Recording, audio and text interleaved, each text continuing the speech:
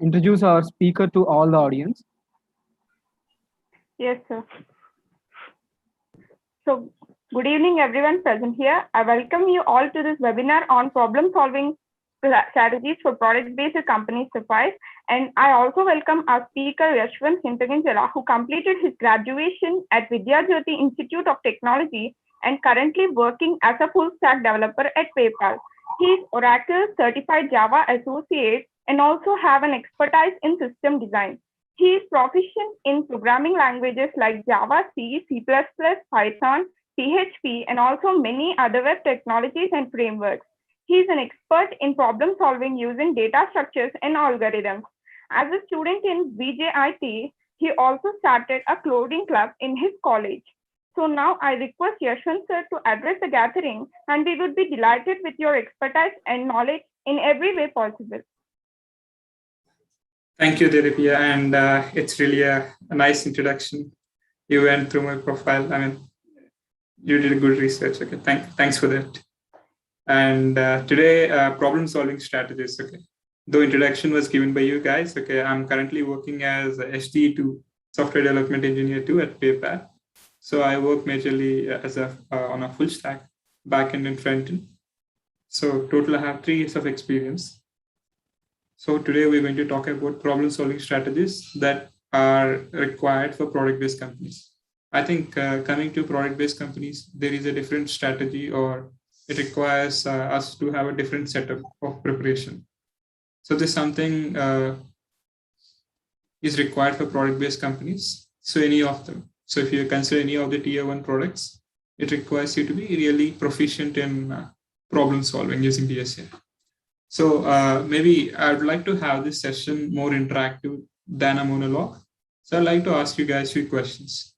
So how many of you guys do competitive programming or else problem solving regularly on LeetCode or HackerRank or any of the platforms you might be? You can turn your mics on and you can answer. And if possible, I would like to see your faces too. Turn your video on.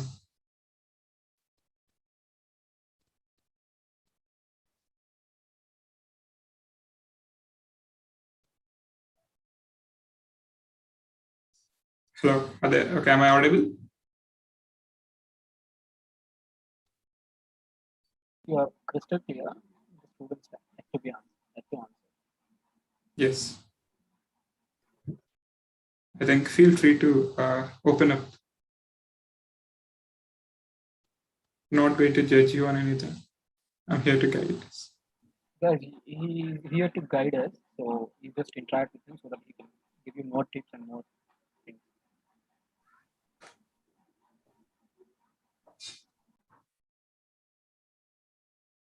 So maybe let me ask you a question. Which year you guys are in? Which semester?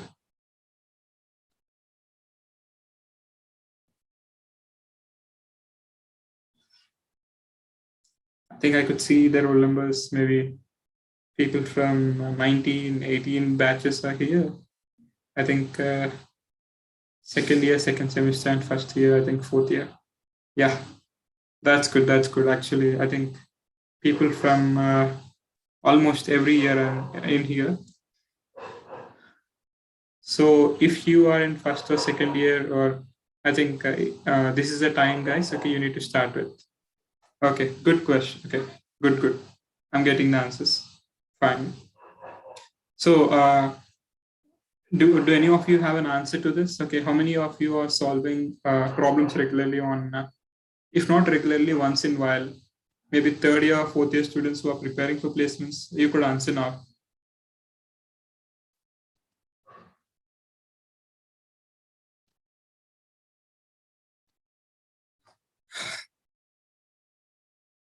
I think if possible, we should also solve a problem. So far, I've done 21 interviews at PayPal as an interviewer. So I know what something I ask at PayPal, or else even been through many interviews recently. I given my Google interview too. So many, I think, exposure with many good companies. So I'd like to share those experiences with you, but I think that's something I promise you guys to give the better exposure. So I need some answers from you. So are you doing or not? So I need to know about you more. So this I can tell you what's something that works for you.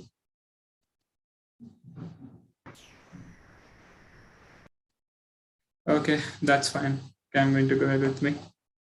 I think this is going to be the monologue. Uh, uh, so coming to product-based companies, as I said before, the problem solving is a major criteria. Whether it could be an online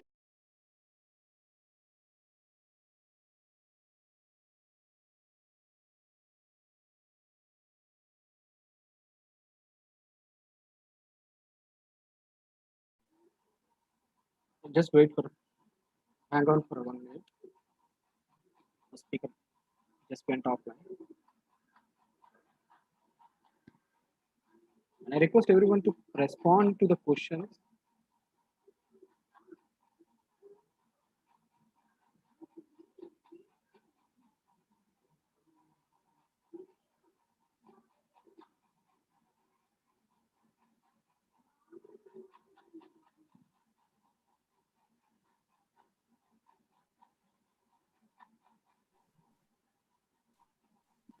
Guys, I request everyone to respond to the questions, whatever asked by the speaker. If you're not making it,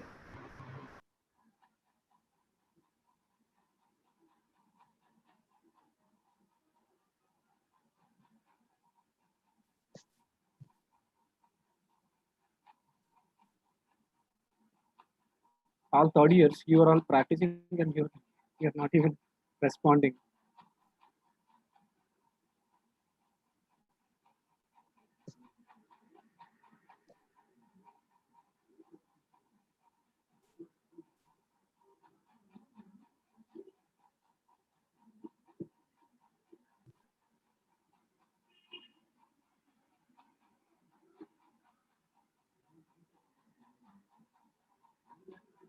Yeshwanth, I'm making you co-host again.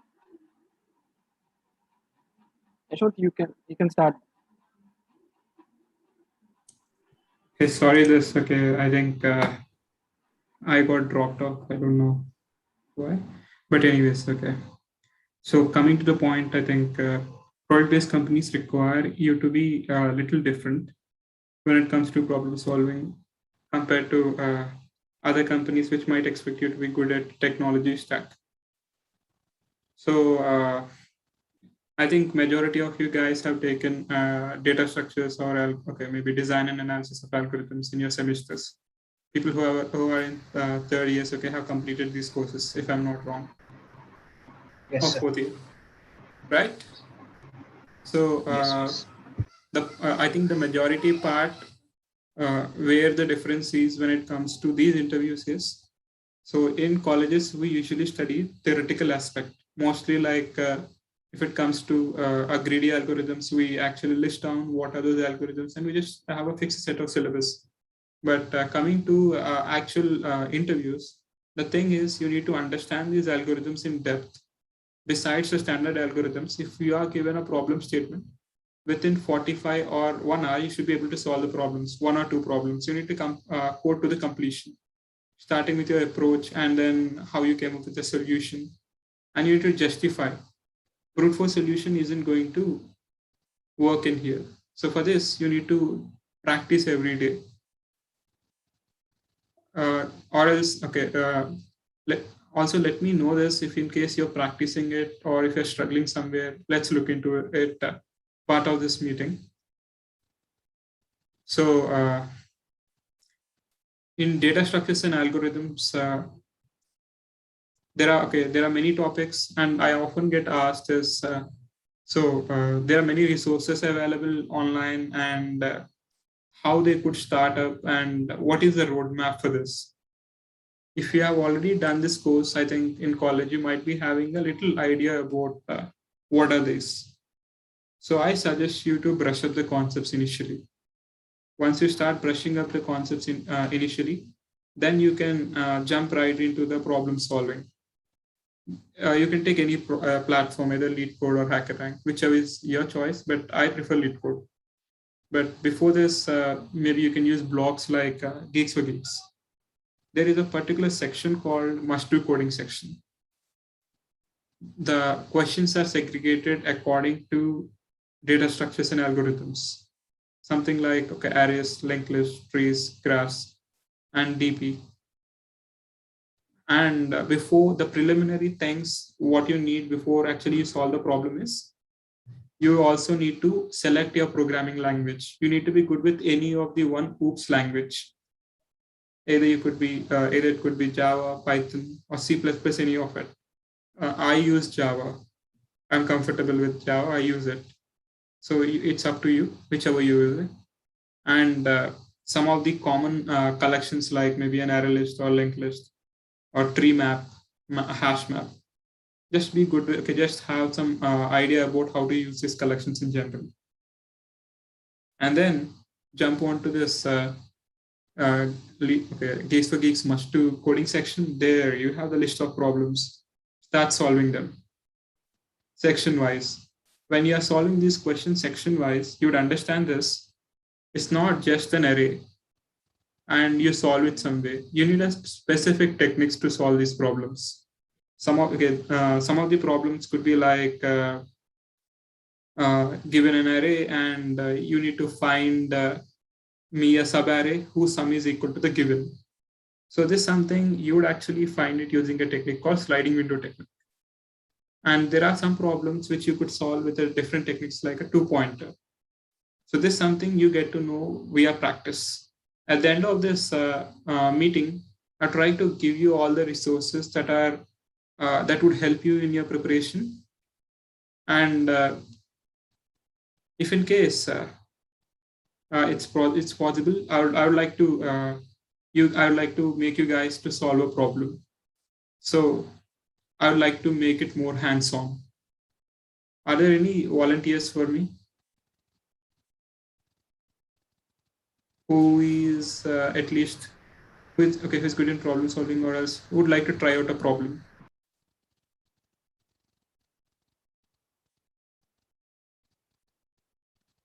I think if you're a good problem solver, this is a platform for you to prove yourself. So I heard this is like people who are enthusiastic about coding and something. I think, okay. I will have it right. Okay, that's good. That's good. That's the spirit. What's the name? It's Ram Dilip, right? Yes. Okay, Ram Dilip. So I would like to give you a problem, and I would like you to try solving it. So before this, I may try sharing my screen and open a notepad and give you the problem. Okay. Yes. 1 second.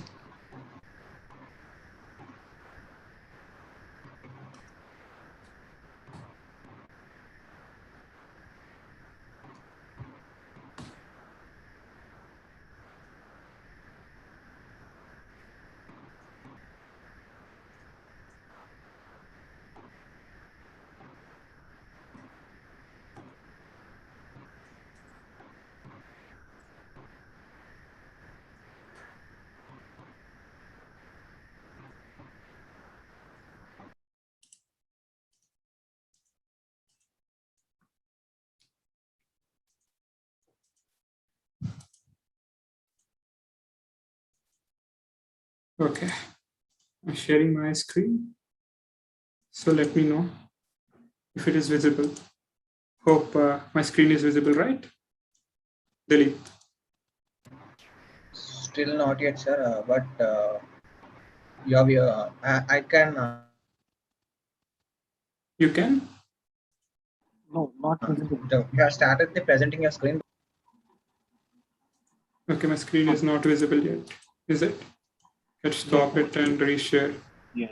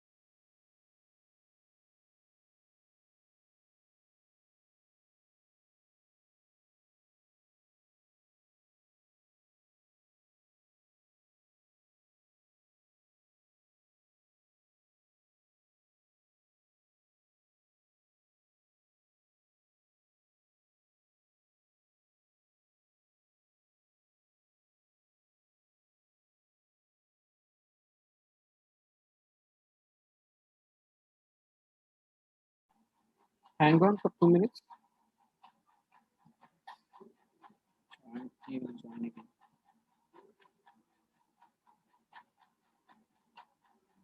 Yes, he left due to the signal problem.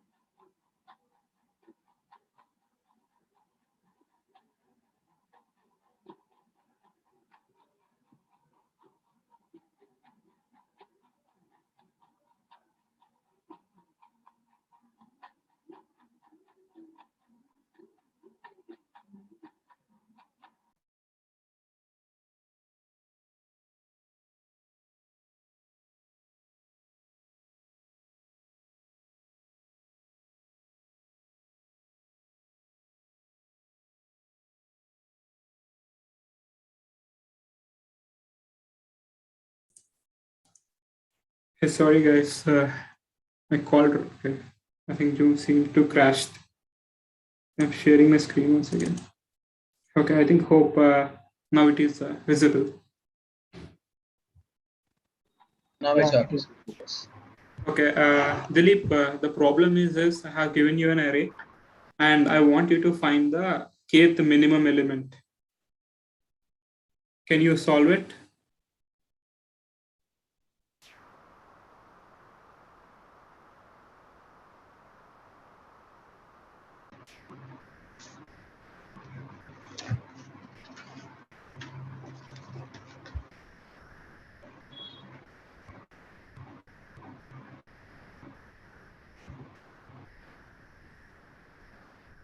Are you with me, Dilip? Dilip, you Sure. start with any of the brute force approach. Don't think about efficient algorithm at the very start. You can think about the brute force solution. Then later we can move to the efficient solution. Okay. Are you getting? Okay. Tell me your thought process. So, okay, what is the, okay, let me ask you a few questions. What is the kth smallest element in it? It's a 3, sir. 3 is the first smallest element, right? Yep. We need third smallest element. Not 3, 4, 7. Output, look at the 7. output. I already Yes, sir. gave the output, okay. So, okay, 7 is kth smallest element. So we need to find the kth smallest element from an array. Now tell me, Yes. how could we solve this problem?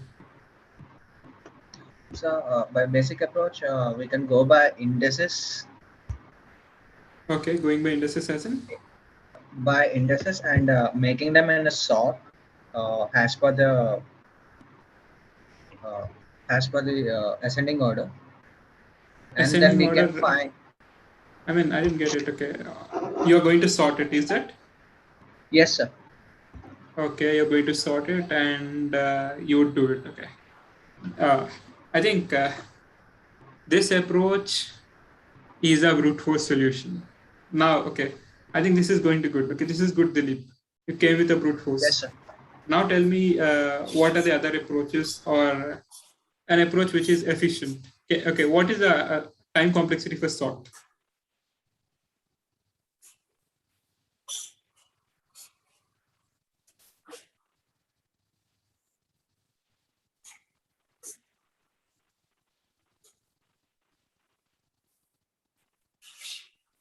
Yes, sir. What is the time complexity to sort the array? Uh, like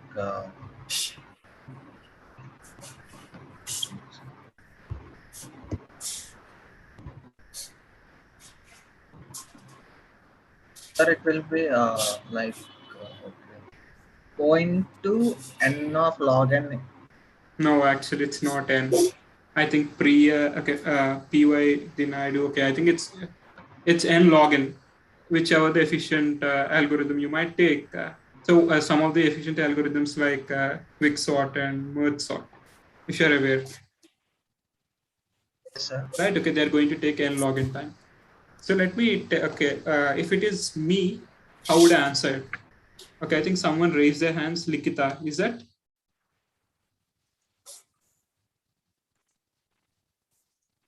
I think someone raised their hands. Okay, if you want to speak something, I'd give it. Okay.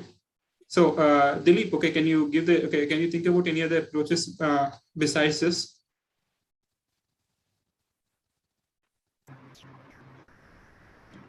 So by using quicksort. Quicksort is fine. Okay, that's first sorting it. But okay, do you have any other approaches that we can use to solve it?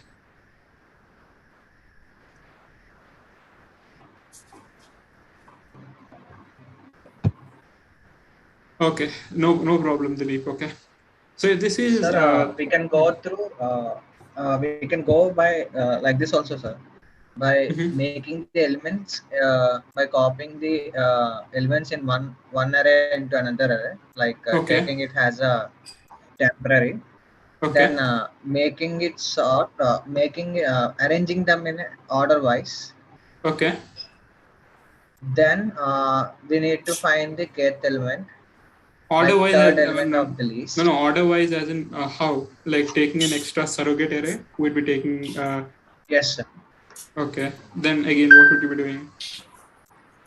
then then we need to have a logic for getting the third element, I mean, Dilip. and Okay, I then think. Okay, sorry to interrupt you. getting the Okay, just wanted to understand this. Okay, your approach. So you'd like to take an extra array and you'd like to yes, sir. copy them into it, and then you'd find it. Okay, why you need to copy it into another array, Dilip? Sir, because if we just for a basic approach means just go having a two arrays, like from one to another one, Okay, what? because the So first one is in a in order way, and we wanted to be in a sort we wanted to be in an order way. Just why can't we have a another array and make it in an ascending order? Then we can get the output as per the input. okay, Dilip. I think I'm not getting the solution. I think that solution is not going to work. But okay, let me tell you, Dilip. Okay, if this is a problem that is given to me, how would I solve? Okay, just like you would tell this. Okay, the initial approach that I could be making of this, something like I would sort the array and go directly go to the kth index. Okay, I mean, and then just find the whichever is like big okay, I mean, okay, array of k minus 1, it would be giving me directly the kth minimum, sorting it in ascending order, isn't it? I think that solution is going to be an n log n approach. That's a brute force solution. The another Yes. efficient approach we could be using, okay, maybe there can be another approach which may suggest that I'll copy this array into a list. So whenever I find a minimum element, I would remove it from an array, okay, times from a list. So in list, you can remove it.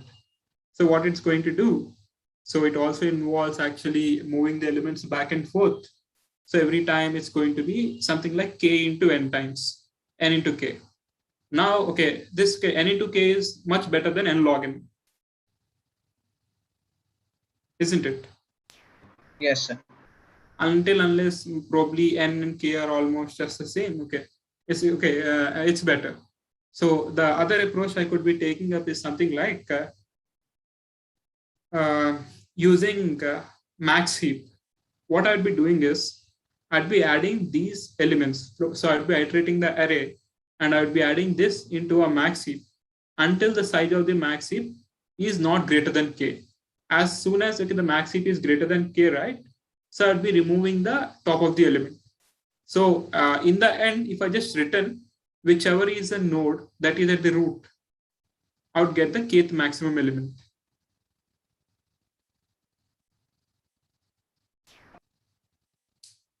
You understanding? Okay, let me write the Yes, sir. code. Okay, let me write a code. Say, so in case of a Yes, Java, sir. right? By Okay, has your but what has you said the approach is it's nice and nice, like making the memory up to like taking up to 20. It should be not more than 20 according to okay. the So okay. numbers you have Anyways, given in the anyways, input array. anyways. Okay. You might ask me, sir. Okay. Even heap is also going to take an n log n approach, right? Okay. How would you? Okay. Then how is it efficient? Then my sorting technique. So we're not adding the all the elements into the heap. We are adding only the k elements at a time. So it's going to take n log k. We'd be iterating the entire array. So that is going to take n. For each element, we're trying to insert it. So in a priority queue, or else in a max heap, which is of size k, if you try to insert it, insertion into a heap, the complexity is log n. If here the size of the heap is k, so the total time complexity would be n log k, adding the space complexity of big O of k. Okay. There is also another technique.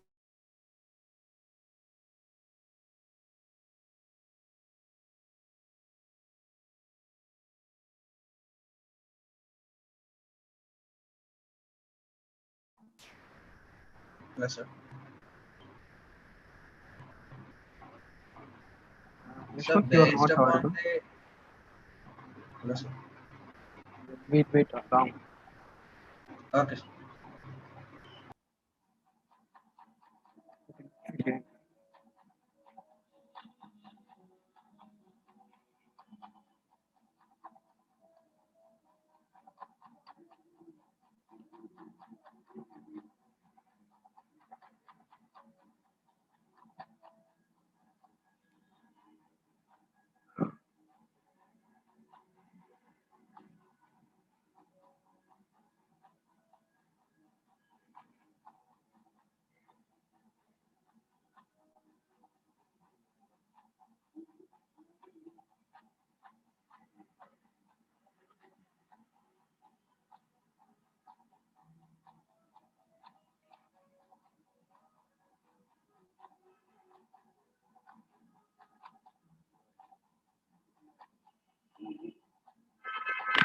Just wait for 2 minutes. He's having bad signals over there. Hyderabad.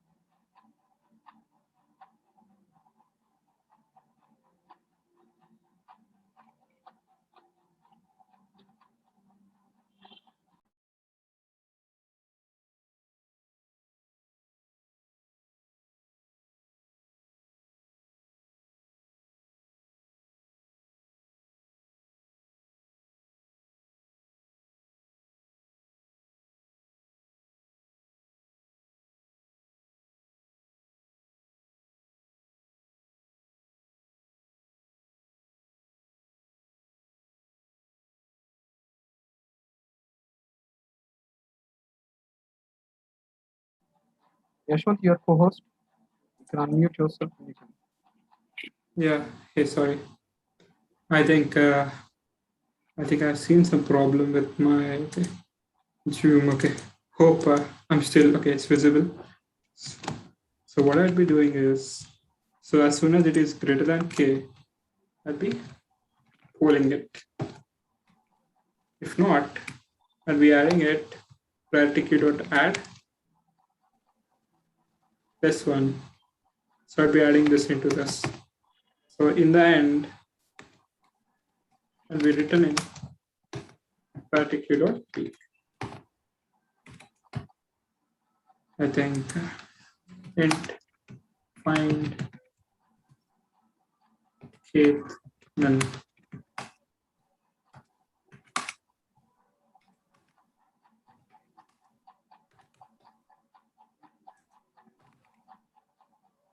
Okay.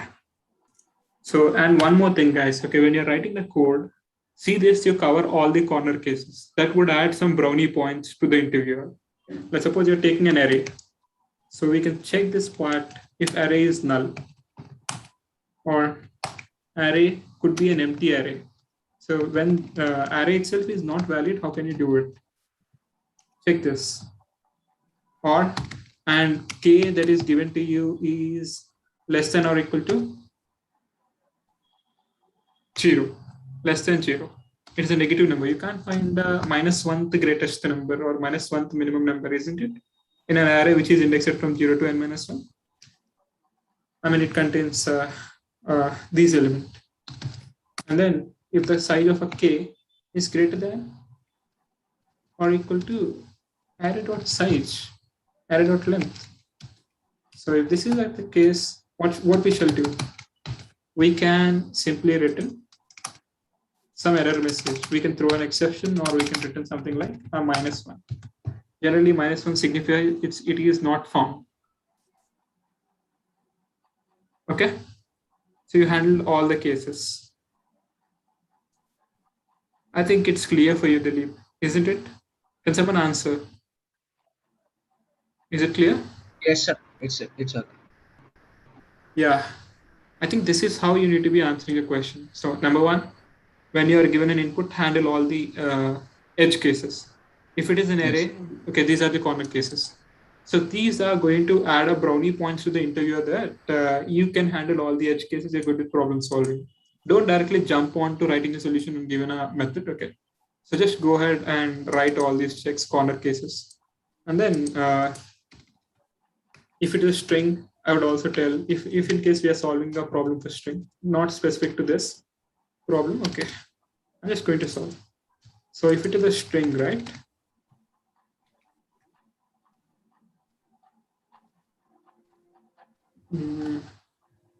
If string, we need to check for whether string equal to null, or even there you need to check for string for emptiness. Okay, these are the checks you are supposed to do when you're going to, depending upon the data structure. And what I'm checking is pq.size is greater than k. Only then I'm polling it. Okay. So even there you could write some more checks. So the priority queue can be an empty, or else it's I'm trying to poll on it. So what happens in case of a generally priority queue dot maybe remove? So this is going to throw an except. Okay, I think that's going to throw an exception. But in case of poll, it's going to throw, okay, give just a null. Nothing more than that. So this is how we're going to do it. And I'm stopping to share my screen. So specifically, so generally, this is how you would be solving the problems in an interview. So the interviewer would be giving you a problem statement. You need to quickly think about a solution in 10 to 15 minutes and explain your approach. Maybe you can start with a brute force and then optimize it quickly and tell how would you be approaching it. Now I asked Dilip, he told me an approach, sir, I would be sorting it and then I'd be taking it. That's a good approach. Okay, it's a brute force. At least a brute force approach need to be in your mind. That comes when you practice the questions. First thing, try to observe the data. What is the given data that is given to us? And then think about all the approaches that you can think.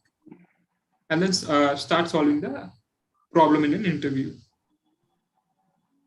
So in order to be really confident about solving them, you need to be practicing a lot. As I told you, you can go to Geeks for Geeks must-do coding section and first of all have a knowledge about most of the common data structures that we use. It could be an array, list, it could be a hazard, maybe a map, queue, and maybe if you take algorithms like BFS, DFS, maybe a traversal of a tree, pre-order, post-order, or in order traversal, converse pre-order, converse post-order, or maybe and problem-solving algorithms like maybe a DP, dynamic programming, or greedy techniques. And I think backtracking. No one would be asking you branch and bound. It's a very rare thing. So I think these are the things you need to focus much on. Once you have the good knowledge about them, you can quickly jump on to solving these problems. After solving Geeks for Geeks, go to lead code. Make this habit. Solve at least one question on lead code every day. You can start with easy questions. Lead code has sections like easy, medium, hard. You can set a filter and solve the questions.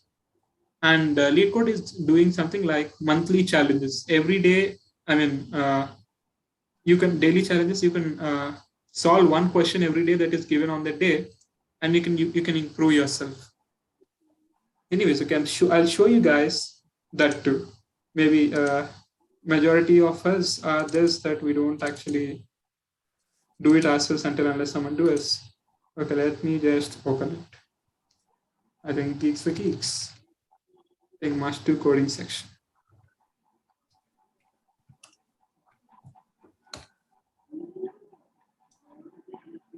You can see my screen. This is the section I'm talking about. You can go to Geeks for Geeks. Solve the questions on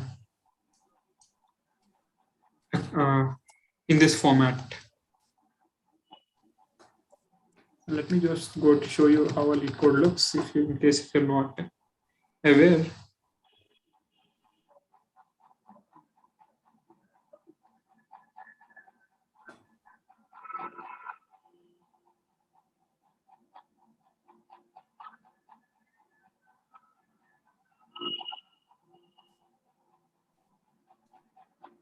I think this is the monthly challenge I'm talking about. Currently, August challenge is going on.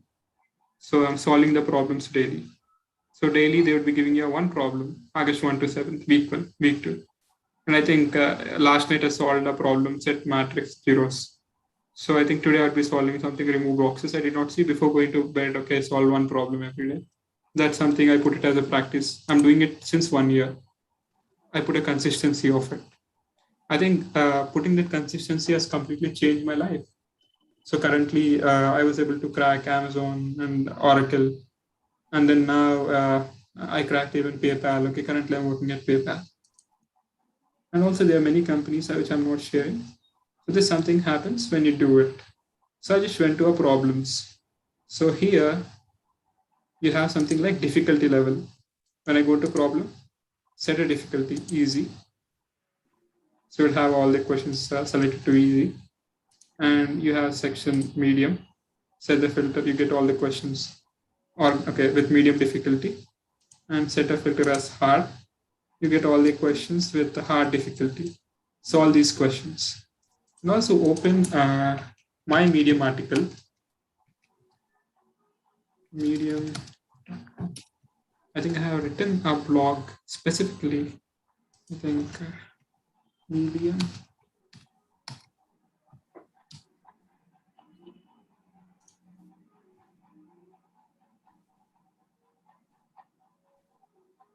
I'll be showing my article, which actually talk about something related to it. I think I'll be sharing this part to you.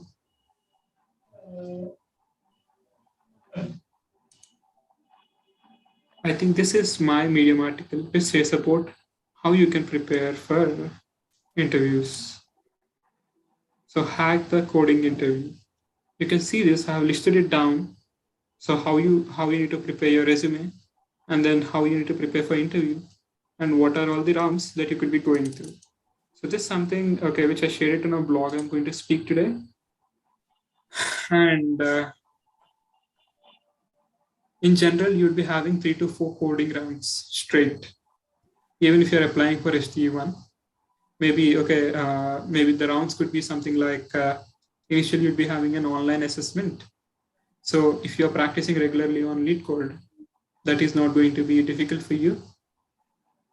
And then first round would be DSA, second round would be okay, DS, okay, maybe first round is problem solving. Problem solving involves okay, just only coding basic.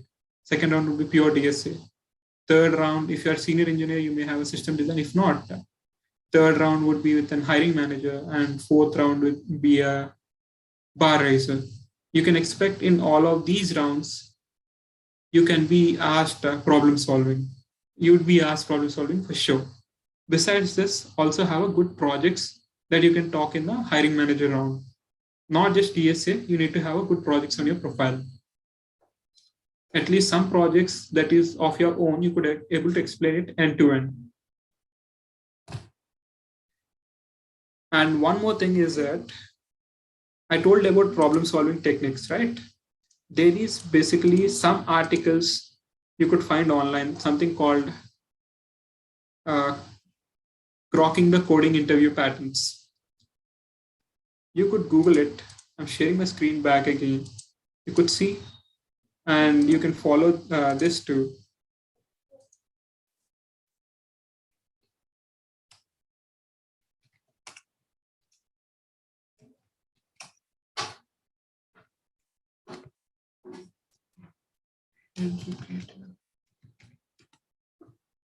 So this is a paid course. I think you get some discount using your student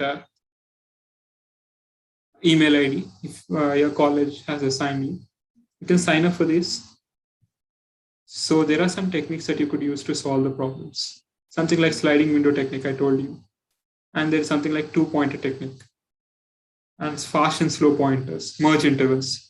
If you're aware about a technique to solve problems, right, it would actually make your problem solving very easy. Instead of randomly solving the problem, solving the patterns is going to help you. And also another course, if you're more interested in dynamic programming, it has something like dynamic programming patterns, a coding interview. So you could go in there. Dynamic programming is something like it's an optimization technique. We solve majorly the problems where we try to solve the sub problems, and then the optimized solutions of the sub problems whole together would solve the bigger problem optimally. So I think if you have taken the course DA in your semesters, you would understand it. You might have heard about it, right? Okay, 0 or 1 knapsack, the problem, which says is either you make a decision or not to take it.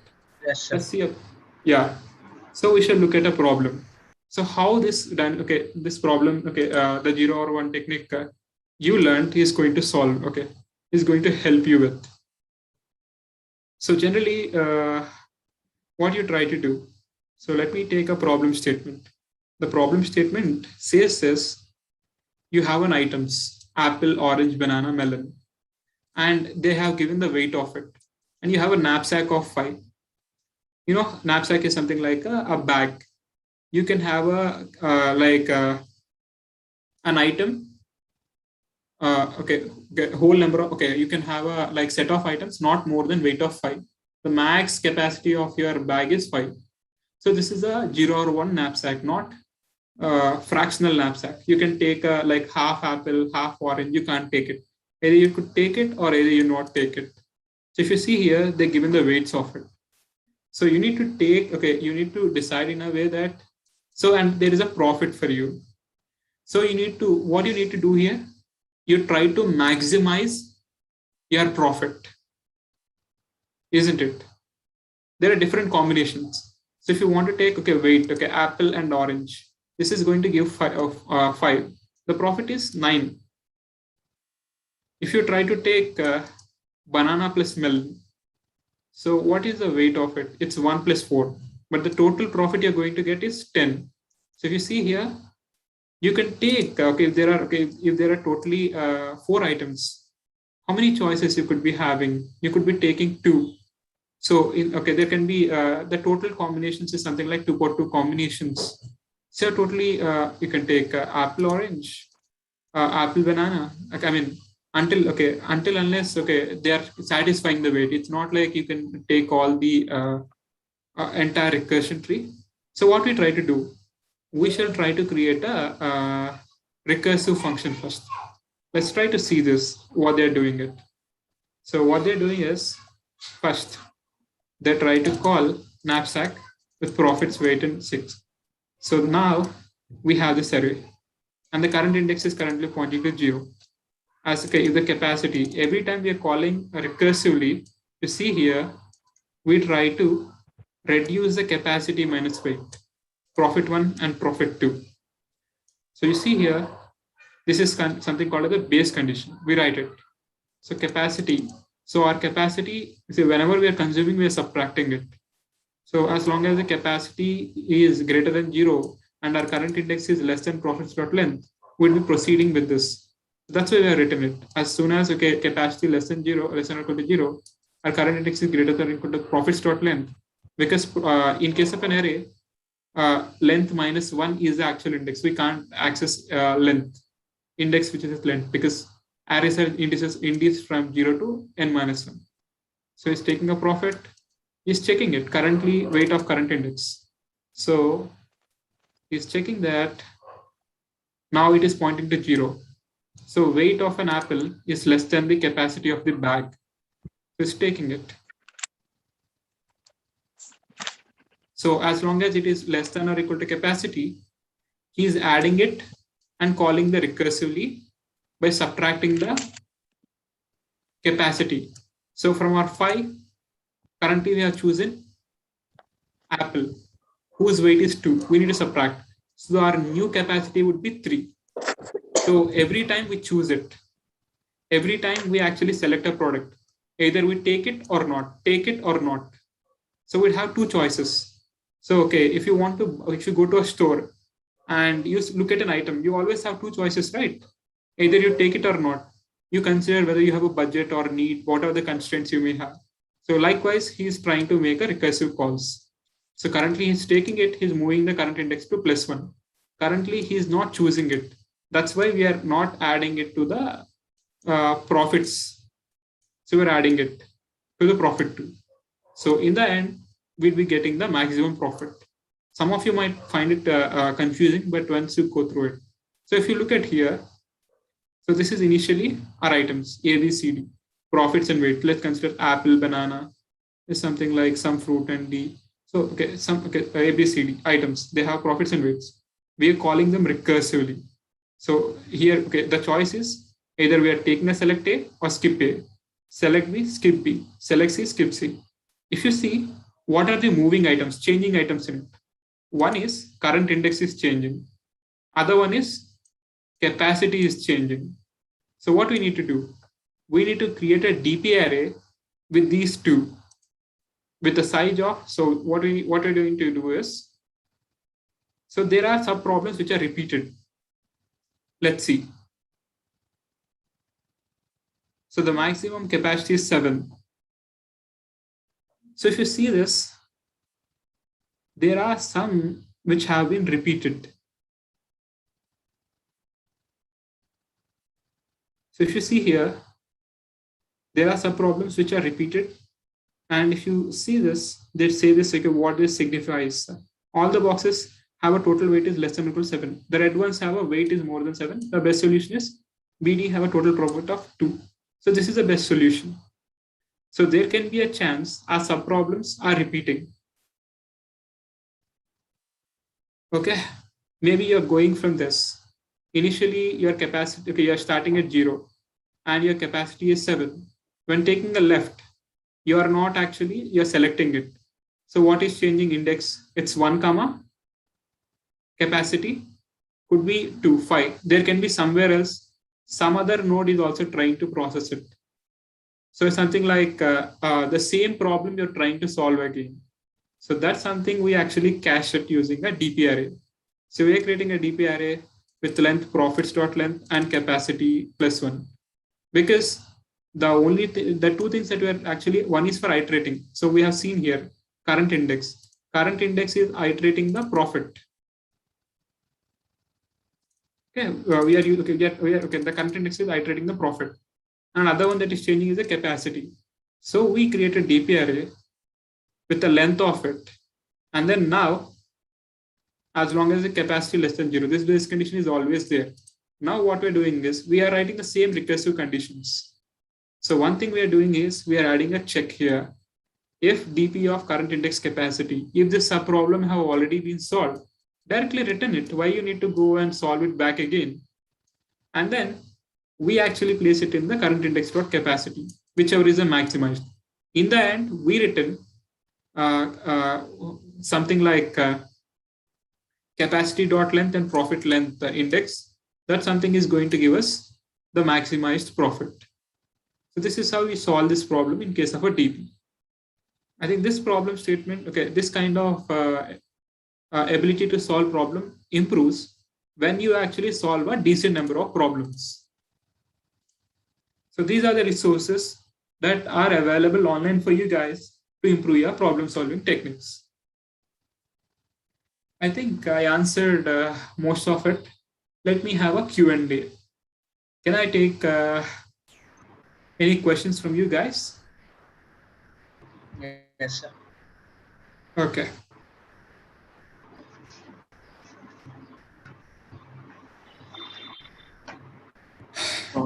Yeshwanth, from my side, I have a question. Most of the students doesn't know what is a Okay. service-based company and what is a product-based company, because as our colleges are mostly bringing the companies which are having placements only related to service-based things. Uh, Okay. I so understand. just make them understand what is the difference between SDE and as well as ASE, like assistant software engineer something. Associate software engineer. Yes, as a sort of yes. Okay, and I'll definitely answer this question. Okay, even I'm from a college, something similar like you guys. Even to our campus, most of the companies that visited were service-based companies. So generally, if you consider, okay, before answering the major difference, I'll answer this. Okay, in case of a service-based company, your package might vary from 1 to 6 lakhs. In case of a product-based companies, it can start from 6 or 7 lakhs and it can go up to 30, 40 lakhs too. So there is a major difference because the way these two companies function are different. Service-based companies are something like external companies or third. They have a clients.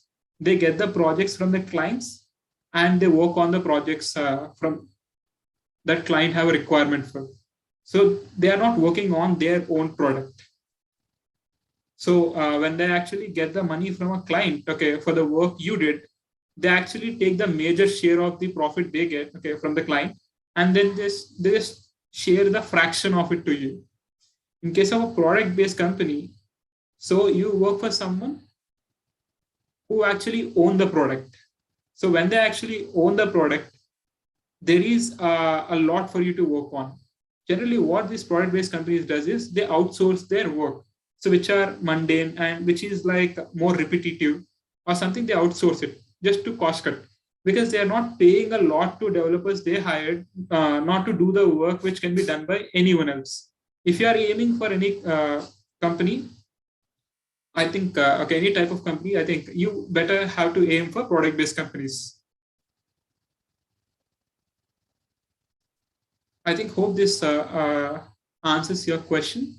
Okay, if you consider some examples like TCS, Infosys, or Virtusa, they could be services, and product company like Google, Facebook, Microsoft, PayPal. All these are product companies. And also, question was like associate engineer, and see, associate engineer is something like someone who is a fresh graduate or who is new to the field.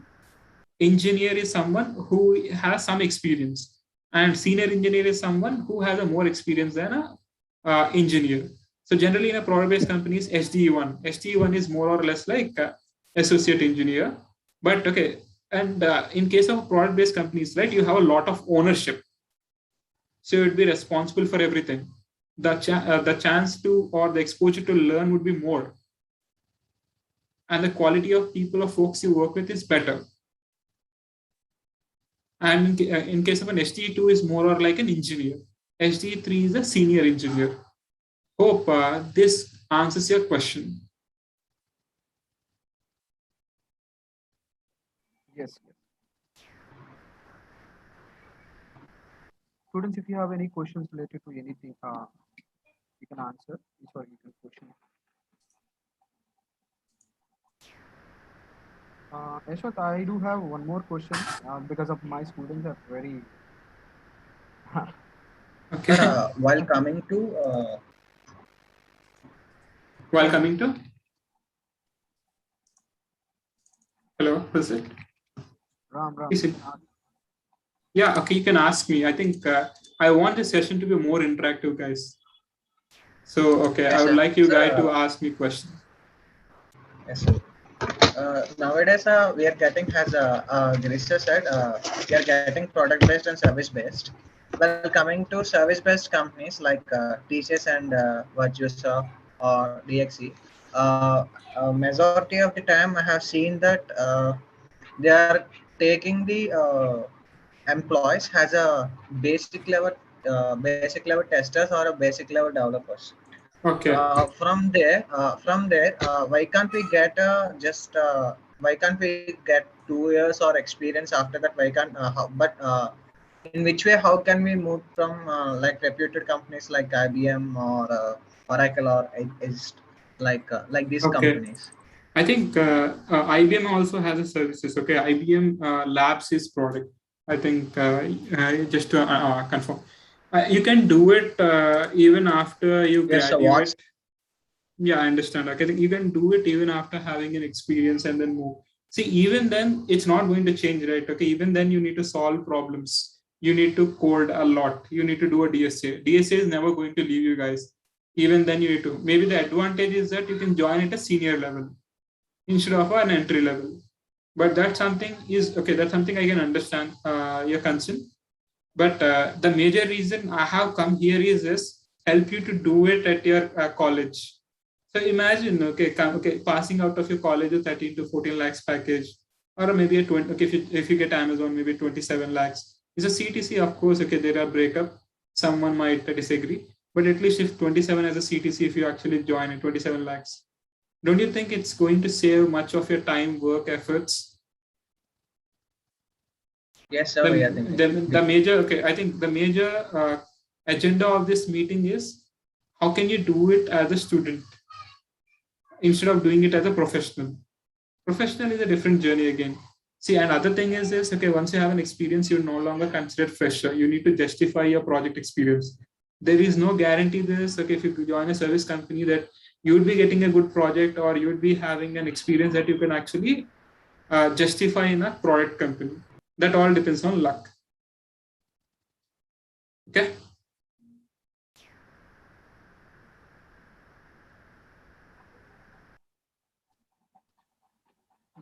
I think things are much clear, isn't it?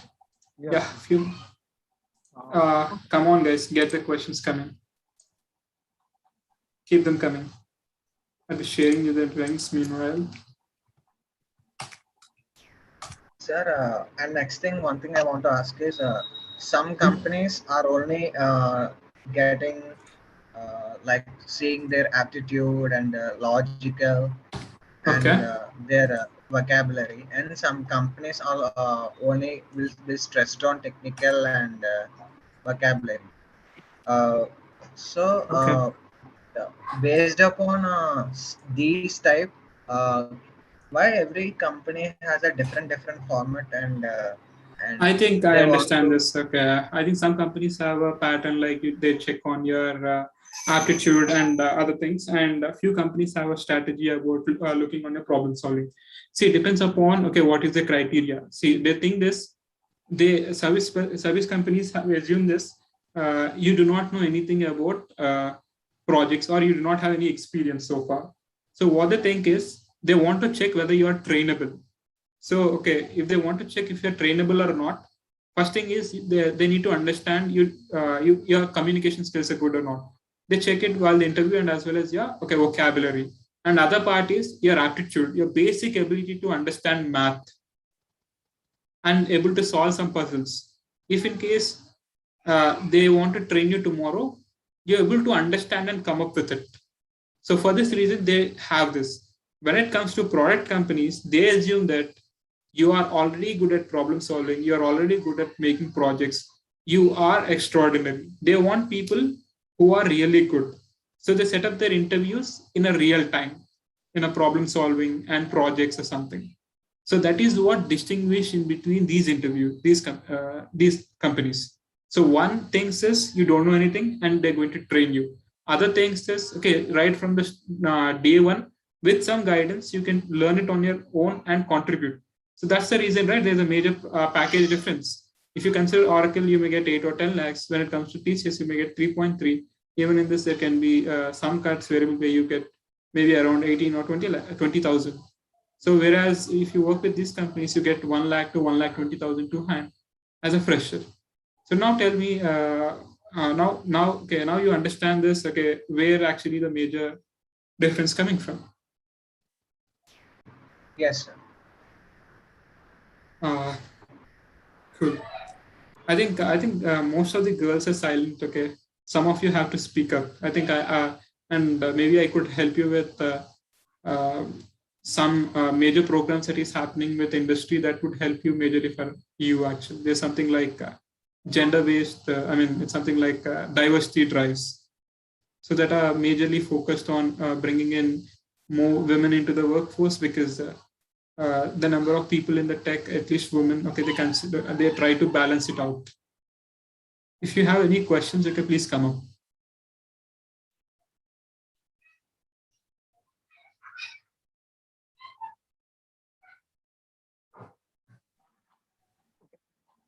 What are the topics that students need to more focus on when coming to programming? I think I have shared my blog. Okay, that's something that has the entire detail. The topics they need to set. One is problem solving. That is not going to go. Other one is decent projects. So you need to consider doing projects on your own, not like doing it outside or else getting it from your friend and then you just be an passive player in it. It's not going to work. So try to do the project on your own and make your hands dirty. See, it can be any project. Okay, maybe take a full stack development project. Maybe you can learn React.js or Vue. And backend it could be a Node.js. So some JS framework, or else it could be your choice is Java, it's Spring Boot. So think about it. Okay, I think project experience is also needed. So even if it is late start now, it's not late now. I think you're still in college. You guys have a lot of energy now, young. So expect you guys to be proactive in learning these things. See, and other challenge that I may get is this. Okay, so we are from these companies. Okay, these colleges and these companies are not visiting our campus anyways. What's the point of learning all these things? So you could apply offline. There are off-campus drives always happen. You could apply on their portals. You can get the referrals. You can try giving out the interviews, and you can still succeed.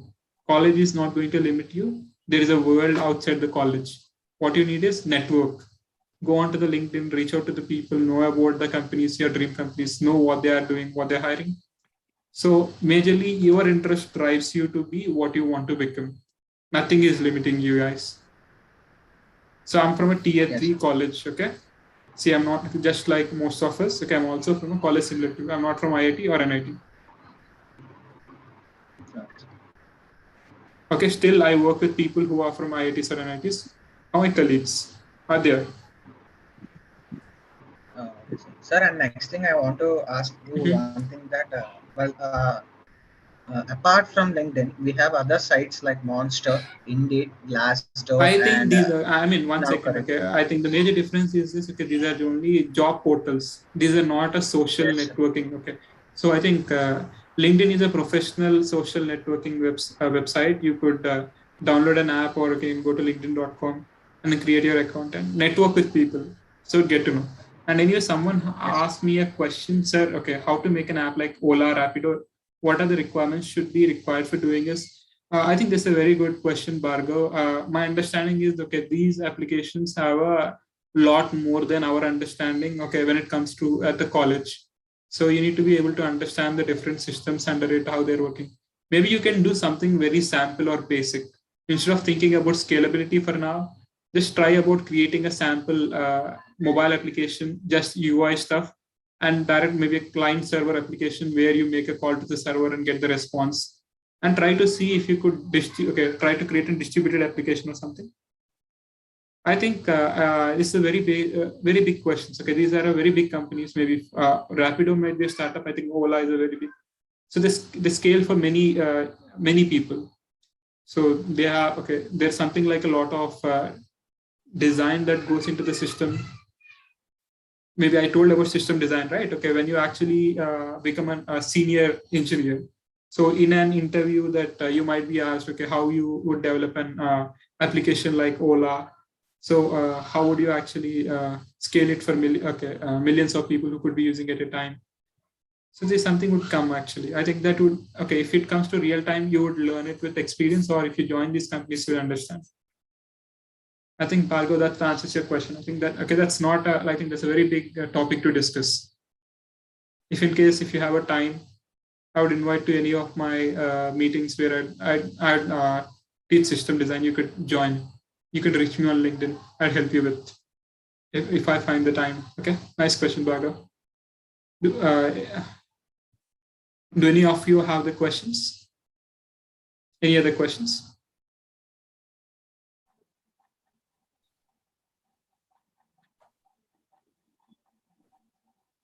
I think there are no questions from the students.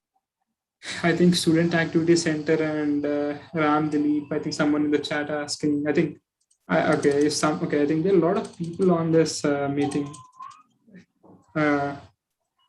PWA. Someone asked, "What is PWA?" I did not understand. Progressive web apps, right? Okay, no, I did not work on it. Okay, sorry for this. I heard about it, but okay, I need to check out.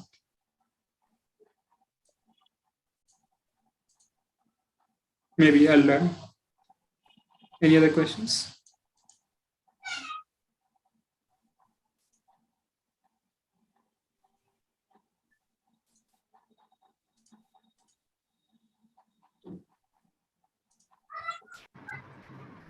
Sir, and last one thing I want to ask that Okay. nowadays we are getting huge online sources like Geeks for Geeks and W3 schools for separate courses. Now,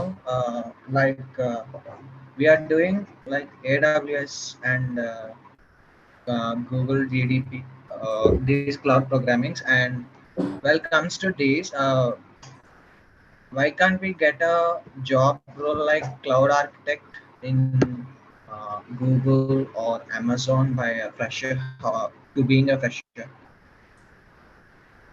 Okay, I mean, okay, how can you be a cloud architect? Maybe you need to have a decent years of experience in cloud, right? Before actually they take you in for the positions of a cloud or anything, let's say ML. So maybe I think Amazon has something like cloud support associate. It's not like a developer job. It's more of a cloud support. Okay, it's a purely technical role. There's something like CSA1. You could try out. That's something you could definitely go. There are positions, but not an architect. But you can like start as an associate and then move slowly to Yes, that. yes, sir. And next thing is so many are using now. So many startups are getting through AWS or DevOps engineers. Okay. They want, yes, sir. They want either development sir or operational engineers. Sir, can we? Why can't we get the major opportunity in these roles? We You can get mean on. That's yeah. We no, can no, get okay. on as a You mean you're interested in operational roles? no, sir. DevOps. Yeah, DevOps in development and operational roles and Okay, I get it. Get like it. Okay. cloud Yeah, also. I get it. I think okay, I get your question. Mostly you're asking, okay, how can I be a DevOps engineer? You can absolutely become Ram. Okay, I think you need to know about basically how any of the cloud how it functions and know about some technologies like how Jenkins work or Docker, Kubernetes. I mean, container orchestration, how you can actually deploy this, how you can automate these pipelines. This something is a good topic. You could definitely learn it. There are many courses online for the DevOps and try to build some DevOps applications where automate all these things. You can show it in your resume, and I think in a product companies you could definitely ask for the roles that is related to the DevOps as an associate. You could always try it out. I think this is something I think Microsoft is hiring for software engineer ones who basically have experience in this. You could try it out. I've seen people joining there. Yes, sir. Thank you. Thank you. Yeah.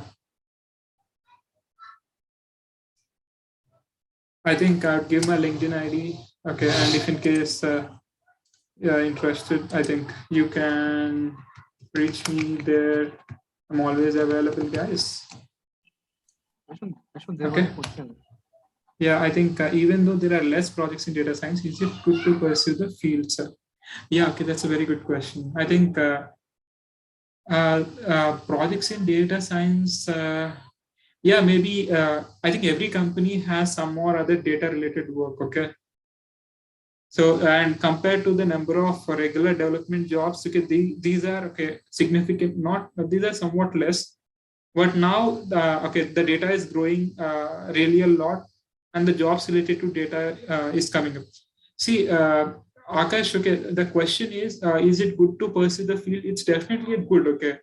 And the major problem is, what is the chance of you getting the job in data science as a fresher? Because if the company visit your campus, you can get it.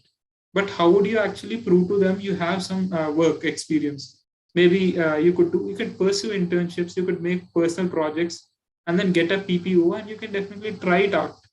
But I think if you are really interested in data science, right? Okay, try to go for startups. It is much easy for you to start as a data science engineer in data scientist or else data analyst in any of the startups, where you'd be working with initially with Python, SQL, and then working on data science techniques and ML. It's a very big, okay, you could definitely pursue. It's a very good area. But the thing is, opportunities. So how do you find the opportunities? If you're okay to compromise to startups, you're welcome. I think there are many startups in Bangalore. You can go search it out. You could get some other job. I think data is growing, and the jobs related to data are also growing. I shared my LinkedIn, guys, if you can reach me out anytime. And I think if there are not any questions, over to you, Student Activities Center. Thank you, Yashwant, for joining us, for clearing the doubts of students, and as well as giving them some insights about how they need to be problem solver, and as well as how they need to target the companies and all. Thank you so much. Thank you. Thank you, guys. Have a nice day. Okay. Nice weekend. Take care. All the very best. I would like to see you guys successful. Bye-bye.